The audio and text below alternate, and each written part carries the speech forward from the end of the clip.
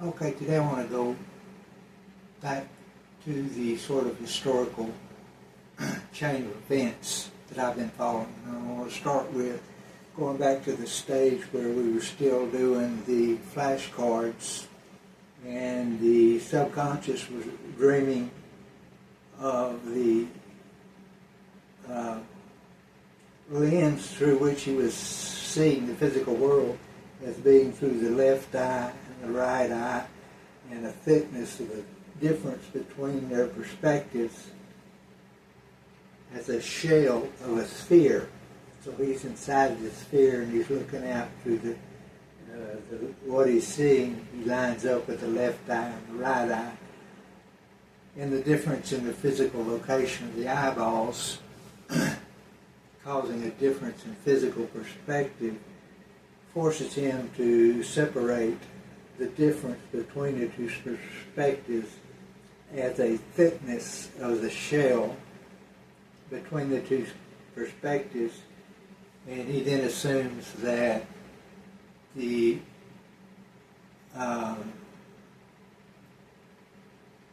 conscious constructs that function to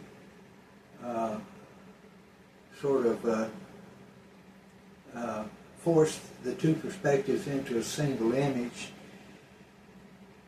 is the total construct that the conscious state has at its disposal as functions of the mind.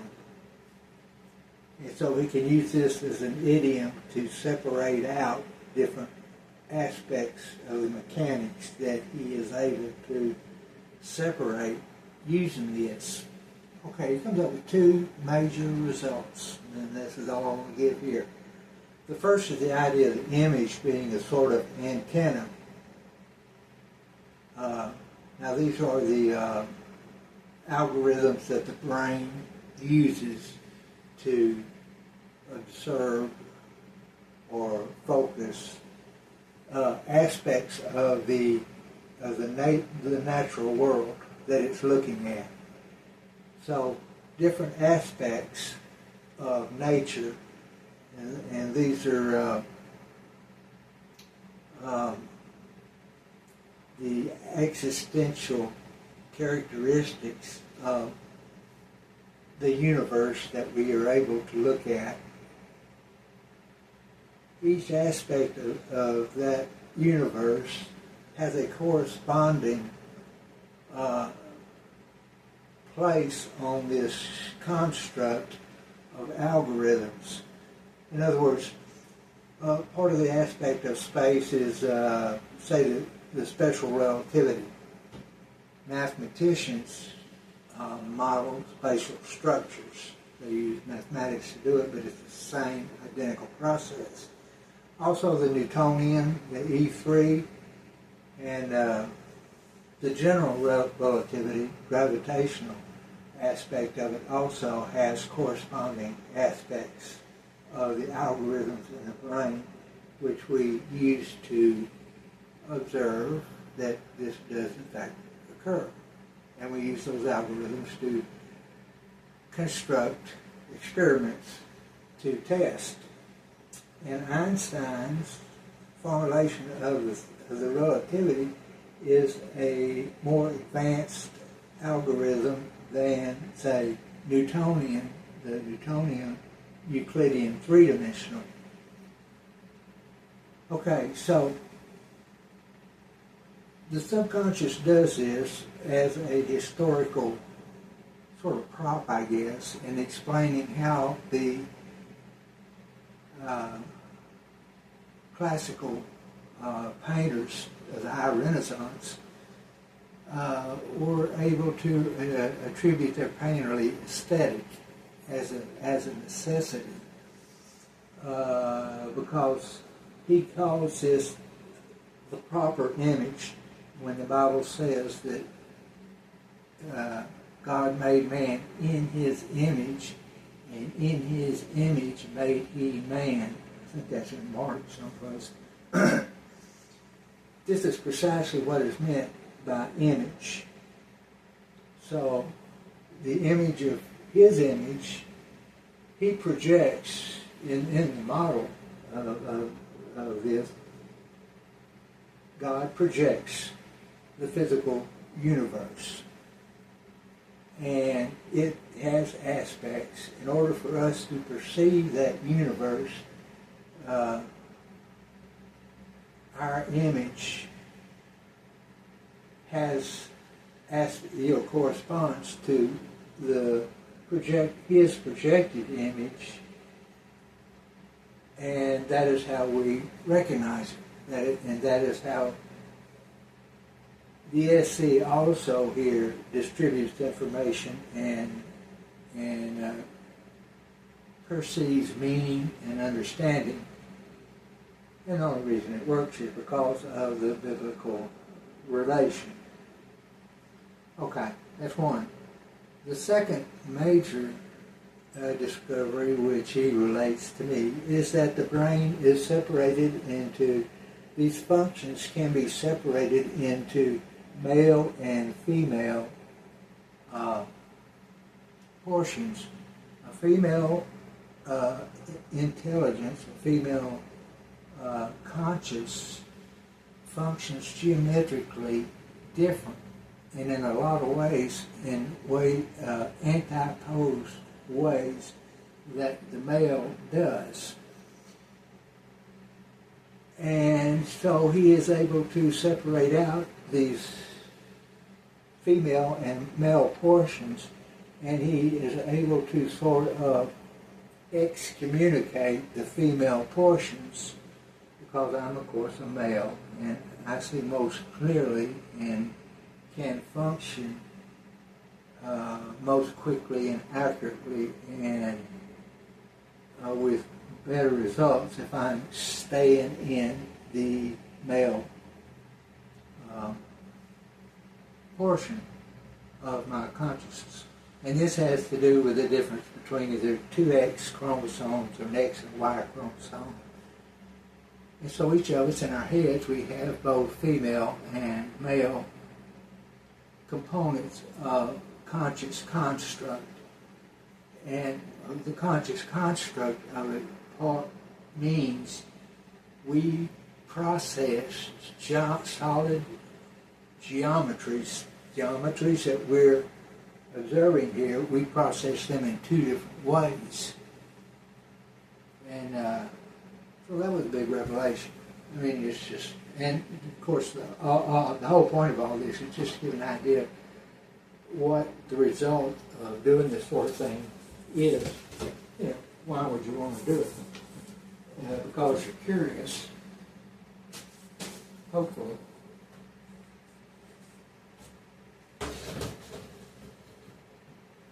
Okay. The nature of projecting visual images, these machines, is that you are able to learn something in observational mode about space. And we're dealing with two kinds of spaces. The ethereal space, which is the electromagnetic M4 Minkowski force space, that's typical of the painters. Van Gogh, for example, when he does his Starry Nights, both of his Starry Nights assume and do depict the function of ethereal space. Okay, then I told in my first video that one of my adventures was discovering the astral space, which is an entirely different space. It functions entirely differently than, and I'm going to show you some of how so in just a minute, in an entirely different manner than the ethereal space. And the ethereal space would be most commonly what you would normally consider interplanetary, galactic space, the space that our telescopes are trained on. Okay, now, a very important, one of the most important aspects of this is that both of these spaces are both combined within our physical body as a part of our physical anatomy, and objectively in the outer space of the universe, normal starry night space. So that in both cases, for example, we carry around a memory of the space of our dreams that we've had all our life. We carry this space with us. Some of it is astral space, some of it is ethereal space. It isn't something that when you meditate or you study the history of these sort of things, you become aware of them. You're not actually creating them. They've been there all along. So, as a part of our physical anatomy, we each of us carry around with us our own sort of astral spaceship, starship. And what this does, projection of visuals and using them, it allows you to do this directly by projecting. You can project into the outside space and you can move into the inside space. Now, in the inside space, this space is created by empathy, especially with music. You can go to rock and roll concerts, you see everybody going crazy over the, when the music gets to really going. And what does that is an empathy in the music. And of course, people can feel the music. And this can be done when you create these machines, these formulations of music. They're space machines in that they function as the space itself functions. You have to actually put the visuals up. You have to put the machine up and you have to observe it. It will not do what the space does not allow it to do. It will fail. You can't make it happen. But if you find that you can control the space, okay, which you can do outside and inside yourself, and you can move about willfully in this space,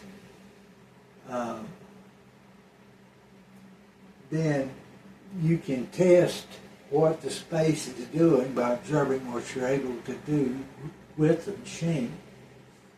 No matter what you try to do with it, if the space does not allow that to happen, the machine will not do it. But so what you're doing, you're projecting into the inner spaces, and I have that also here, and you're also projecting to the outer space. You can do things to test the space, and that's what this here is supposed to show, to test the kind of space that it is, and you can move from the exterior, quite easily into the interior. And when you're interior, you know the space doesn't behave any differently, but you know simply by direct perception where you are, that you're inside yourself. So this inner, it acts like a space itself, but it's a part of your anatomy that owns that space. That space is a part of your physical anatomy. And then you can also get out and travel great distances and project yourself also, very much like a starship in the astral space or the ether space. And of course, what you get to do, going back to the last board, the astral space is also his. It's a part of nature. It's an object, physical space, part of nature. The assumptions here are that these spaces are real, and they are every bit as physical as the spaces that our telescopes discover and present to us. But in that, the personal image becomes the self, because you're exploring the capabilities of that sort of Christmas tree of algorithms that is your image, the proper image. and you can also explore the outside space of what is commonly perceived to be the astral plane. Okay. Oh.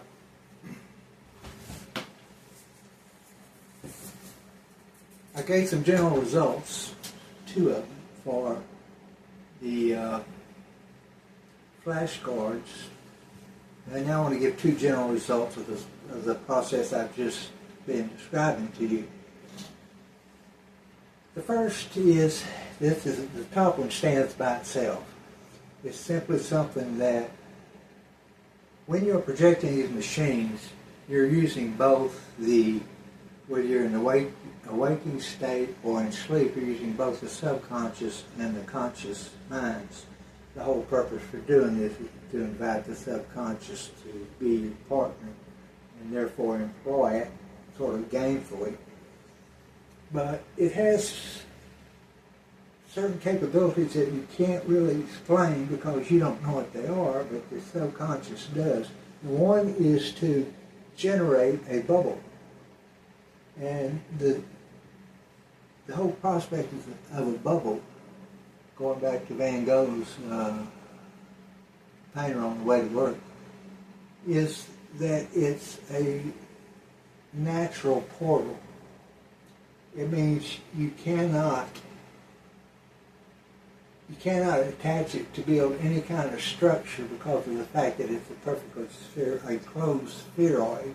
You cannot generate any kind of structure with it, except if you string out a lot of them, then you can say, well, here's a line of procession of these bubbles.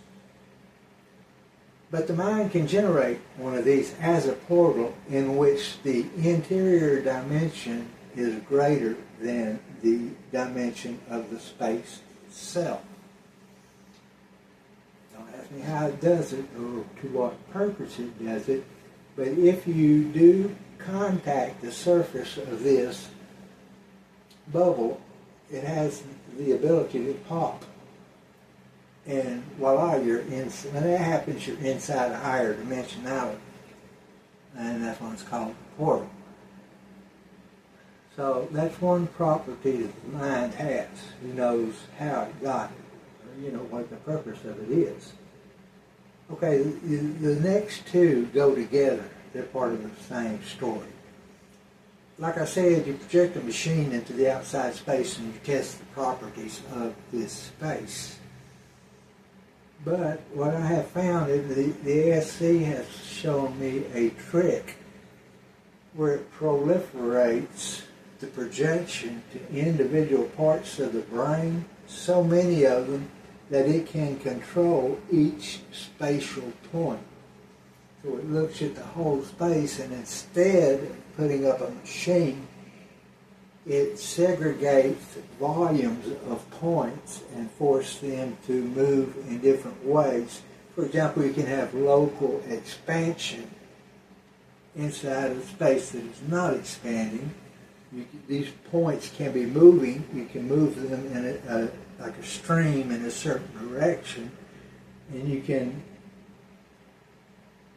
simultaneously do that to different portions of volumes within the space, and then you can create a machine out of this point-wide movement without projecting a machine. You can bring that movement into alignment that does, in fact, generate the same machine. It's a different way of going about it.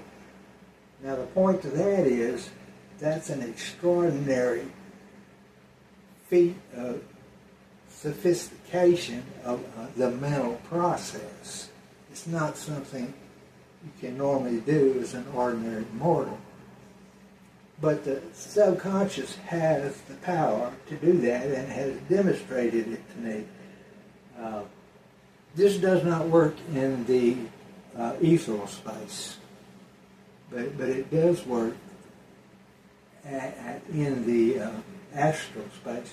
Okay, so what that tells you about the space is the nature of that space, what you observe it to be, depends on the sophistication of your image process. All those little spikes on that tree, how many of those you got, and the different kinds of them that you do have that you can apply to point-wise to just a common space and make it do certain things. So we perceive that some of the aspects of the quantum spaces, we perceive some aspects of the general relativistic space, the gravitational space, and of the special relativity of the ethereal space. But in order to perceive that, we had to develop those allegorical constructs that the mind can then employ to understand what it is observing and describing. So that the nature of space is not like it's three-dimensional, it's four-dimensional, or it's 13-dimensional, or it's just relativistic, Newtonian. No, space has a wide range of different aspects in its existential structure of what it is. And what it is capable of doing depends upon the sophistication of the human brain that is observing it. So that's the big lesson there. So the mind is something special. Space is also something very special. And these are two results of the second kind of projection. And that's it for today. I thank you.